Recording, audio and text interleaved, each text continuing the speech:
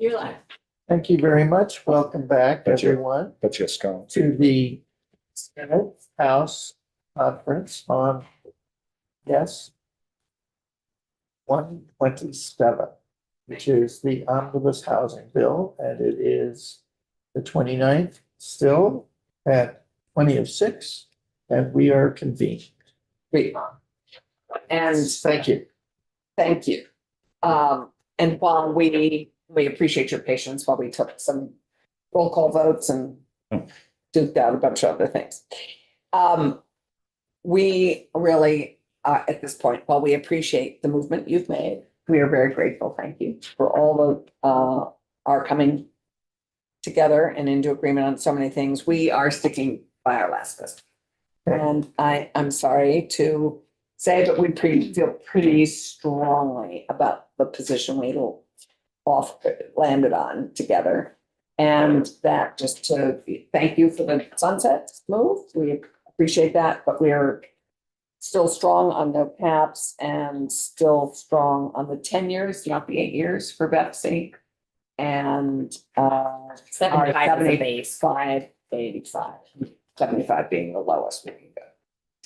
So I think that is where we are still. We're going to be consistent and hold our position. You also have H.479, just a reminder. Yes. So, Sorry, go May ahead. I ask a clarifying question? Yes. Just so I can make sure I'm documenting this for John and updating him, moderate income on the but for. I believe that was in your last proposal as We well. did have. That would not be the hill we would die That on is in the not the- last best offer, but it was in our last best Yeah, offer. it was, but we could move to accepting. yeah, okay. That's the one. Affordable, that's, sorry, thank you, Cam, for reminding. I would say similarly, we're not gonna die. I like your words. We're not gonna die. John, on the that's hill good words. of the 8-year tenure. So, So it's about the cap and the 75, 85 versus 70. Okay. Oh, we're down to. that is that's pretty much what we're down to, I think. Right, We yeah. have come into agreement on almost everything else. I think Yeah. that- We have each given and taken, Right. and told me we were building homes. So to that end, I think it's time to ask JFO to do some new work for us.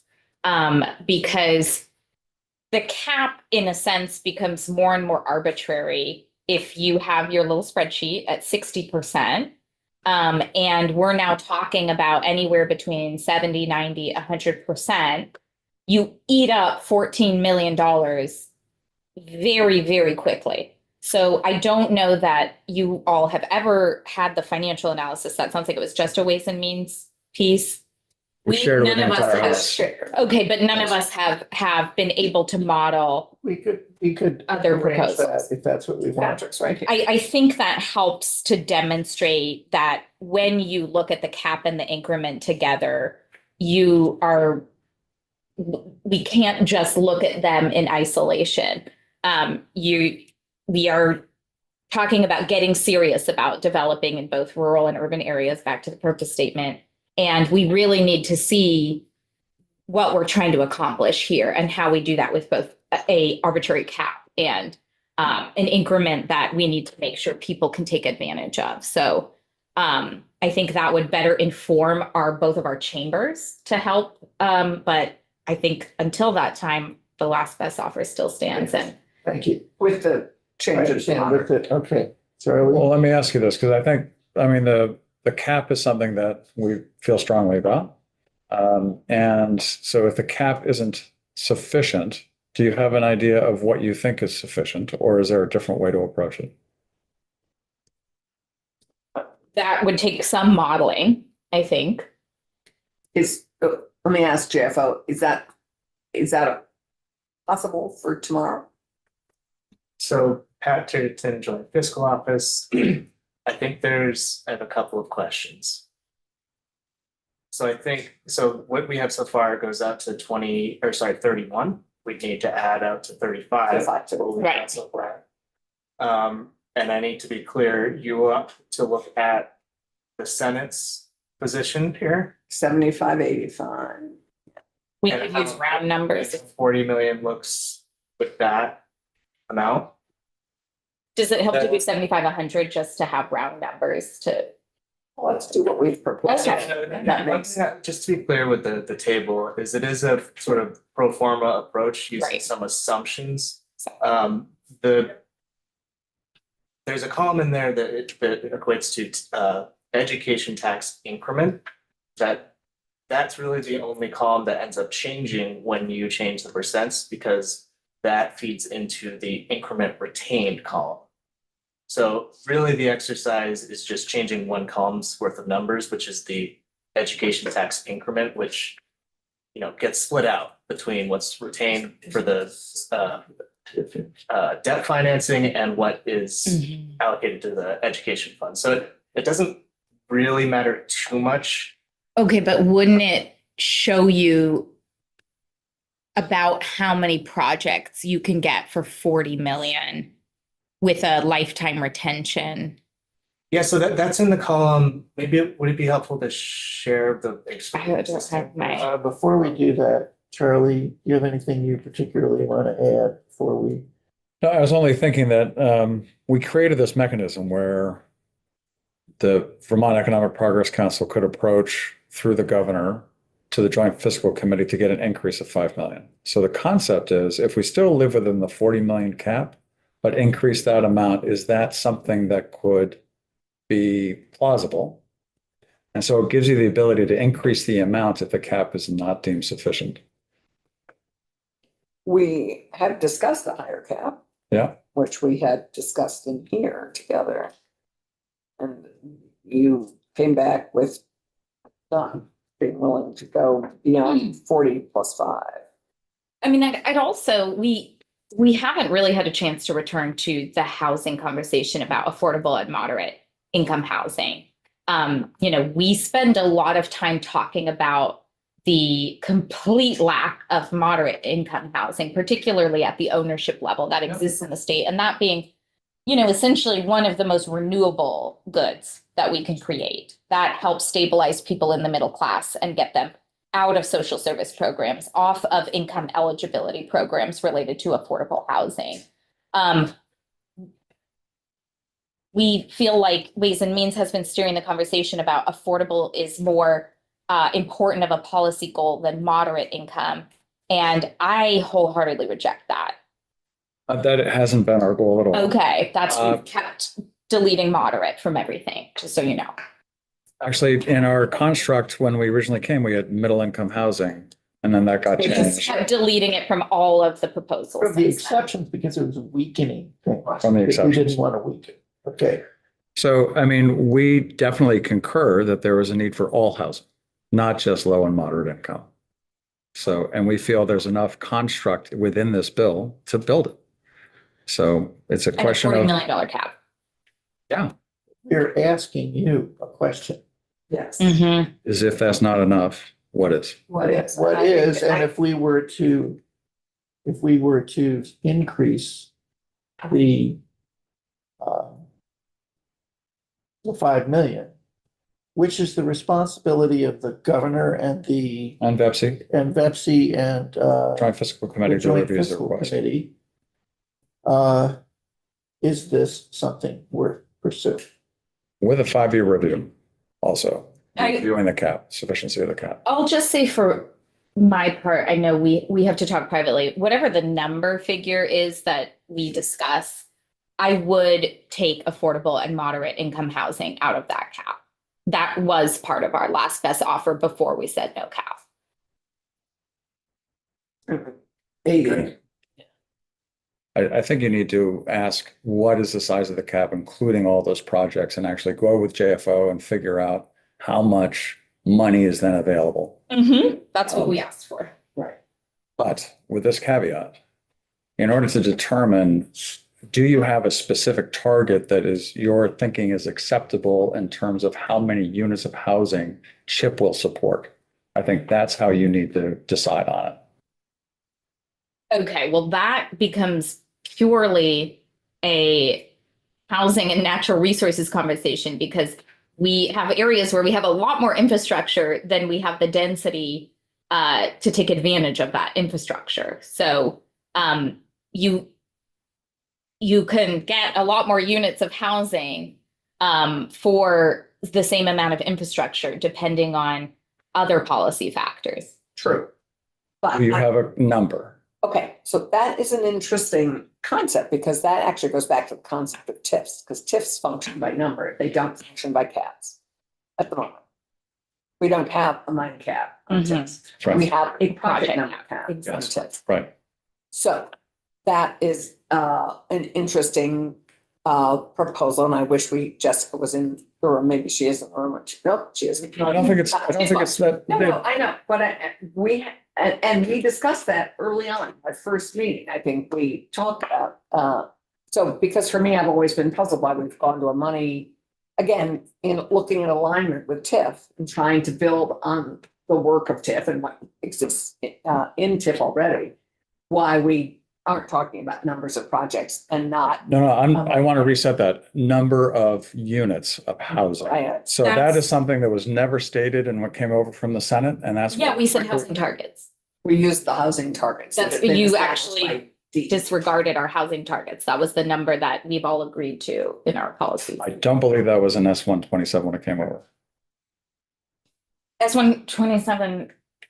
That was in our first proposal to I you. think it was just in our proposal. Do you not remember that? Yes. Yeah, we talked Thank about you. You that. don't need to excoriate me for that. I'm just, but do you not remember? Because Yeah. that's what We we did, did. we talked, but it was, you're right, it was not, I don't believe it was in 127, but it was in our initial. I know that. Conversation, we've talked about housing And we targets. replied by saying that we thought that was like the sky's the limit, that this is one infrastructure financing device. It is not going to build all the Exactly, housing. that we Exactly, we plan. appreciate. Okay, so the question that we would like to pursue with you is there a number, A dollar a figure. dollar figure that we could Is there a dollar increase, figure a that's dollar figure acceptable? that's acceptable?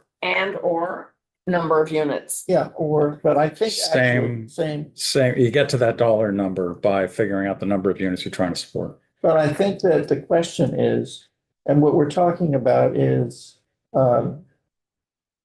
working with that 5 million. And because that Additional five. This- additional 5 million, because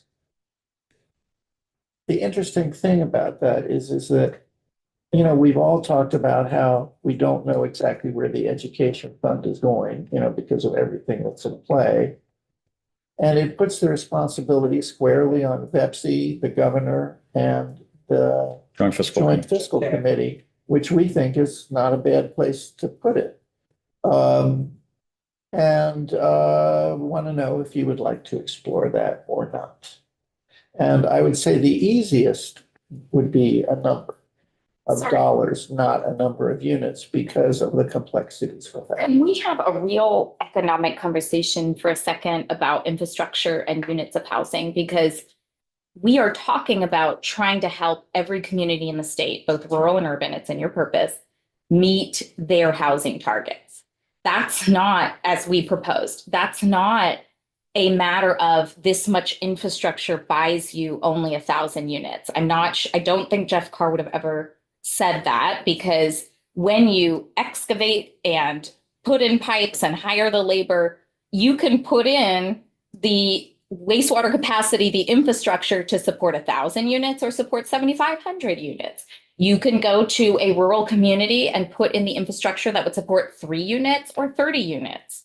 So this is starting to no longer be a conversation about economic growth, because infrastructure to support 7,500 units of housing a year is not a per unit cost. Can we do the economics on It's that? an infrastructure. Well, so there you go back to the number. If you're expecting CHIP to support 7,500 We're units per asking year. it to support No, the it's per- infrastructure. Can you, Yeah, not the units. we're talking about the infrastructure. Right. I understand that. Yeah, And the infrastructure can support a range We of know numbers that. of units. We know that. And every community will doesn't- obviously be different. What? Every community. That's fascinating. Every town I'm is going to done. be different. What? Every town or every community is So I going to would, have a Right. different need. we know that, but I don't think that complexity will assist us here. It's I not- think what will assist us here is for you to let us know whether you think this is an avenue worth pursuing in terms of changing the dollar amount of the Shifting 5 from million. dollars to unit. No, No, just dollars. just Increasing the dollars. dollar amount, whether that is a Dollar dollar. amount. Is that, and it could be a substantial increase, but it's worth pursuing. Is it worth it for you? I believe 2 discussions ago, we put on the table $80 million cap. Never heard that. I didn't hear that. Ever. We might have had 2 discussions ago in another room. Who knows? That may have been an internal discussion. Even I would only discuss a number while exempting affordable and moderate. Yeah, I know you would, but there's reasons why we think that. Well, we wouldn't have a ways and necessarily means agree. conversation versus a lot of other But you people. are willing to go to affordable. I mean, it's just the moderate is the, Affordable, yes. but moderate, we, The problem that we run into is you take affordable with moderate, we think that it could really balloon and the cap would really be a cap. right. And so it's not that we don't want to see moderate income housing constructed and that there aren't other incentives in this bill. It's just that if we're going to be serious about the cap, then the cap's got to function. But we're raising with you the possibility of a larger number. And we think that the vehicle for the larger number would be not just to increase it, but to put that responsibility where it should be in our mind, which is the governor, BEPC, and the board. And just So we like to don't, know if you should pursue that, if we should pursue that. having someone else set a cap. I know. What he's saying is that we keep the cap at 40. And then right now we have $5 million that could be added on if we hit the cap. Increase that ability instead of Right. at 5 million. So increase the flexibility of the cap going up by 10 million? We haven't put We a haven't number put on a it. number Okay. on. No, but we're open to a substantial number, but we would want to know whether that's worth pursuing. And I'm trying not to, I'm not interested in overly complicating things. That's why I'm trying to bridge a very clear gap. So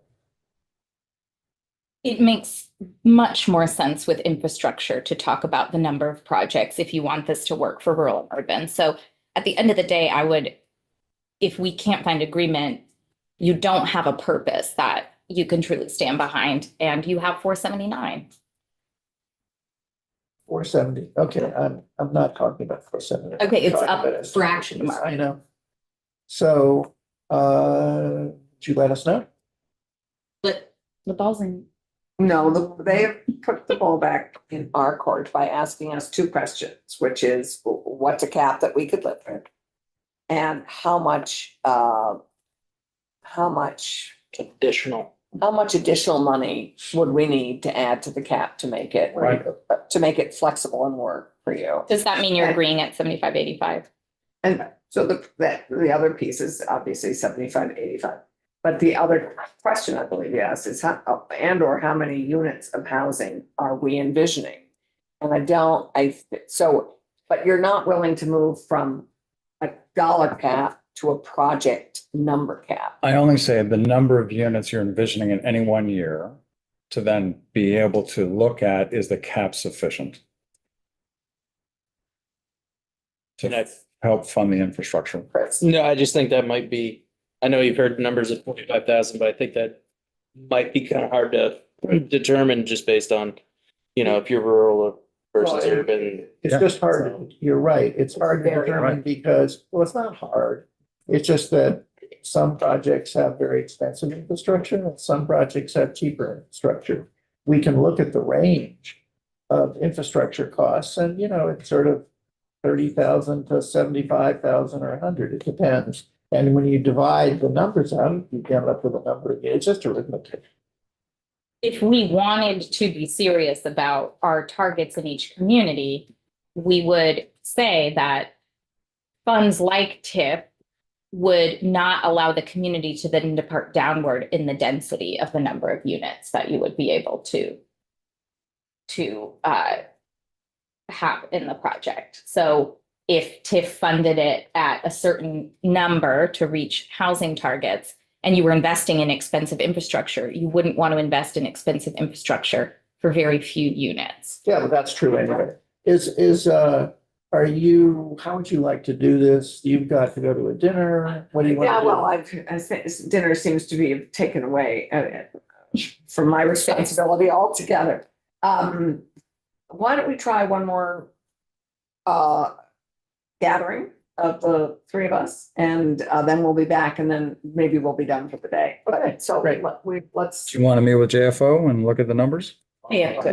Pat, we would love to have you follow us. Let's go down to Senate Economic Development.